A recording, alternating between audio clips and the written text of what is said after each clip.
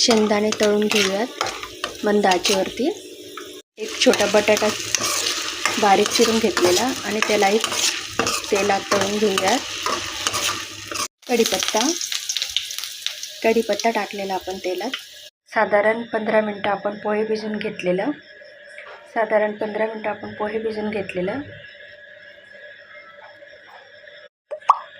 नमक, हळद, थोडासा गरम मसाला,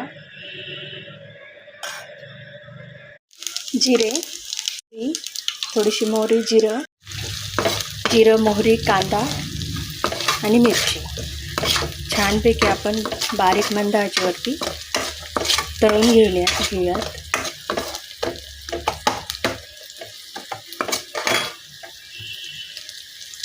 तेलात जिरं, मोहरी, कांदा, मिरची तळून घेऊयात सोनेरी होईपर्यंत.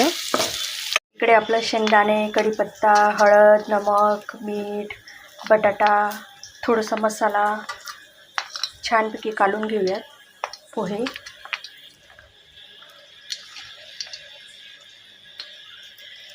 सहसा तर मसाला तुम्ही बघू शकता बऱ्यापैकी सोनेरी होत चाललेलं आहे. तुम्ही बोलणार ही कुठली नवीन पद्धत. ताटात पोह्यामध्ये कांदा तळलेला, मिरची वगैरे टाकलेली. कढईत पोहे टाकतो तर आपण जरा उलटं केलेलं आहे इकडे, कारण की ह्या पोह्याचं नाव आहे इंदुरी पोहा. आता त्याच कढईत आपण 1.5 ग्लास पाणी टाकायचं.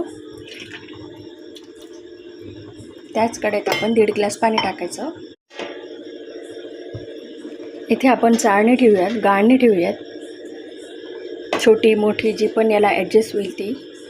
आणि फायनली त्या गाळणीत आपण ते पोहे सगळं टाकून घेऊयात. व्यवस्थित छानपैकी पसरून घ्या जेणेकरून सगळीकडे छान वाफ लागेल. आपण झाकण ठेवलेलं आहे आणि थोडं वजन ठेवलं आहे म्हणजे जेणेकरून सगळीकडे वाफ लागेल पाण्याची. इथे तुम्ही बघू शकता आपलं पोहे एकदम छान मंद आचेवरती वाफवलं गेलेलं आहे.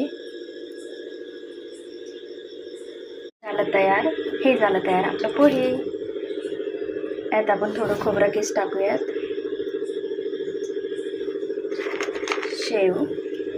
शेव कुठले घेऊ शकता, जाड, बारीक, फरसाण वगैरे जे आवडेल ते. त्यानंतर कांदा,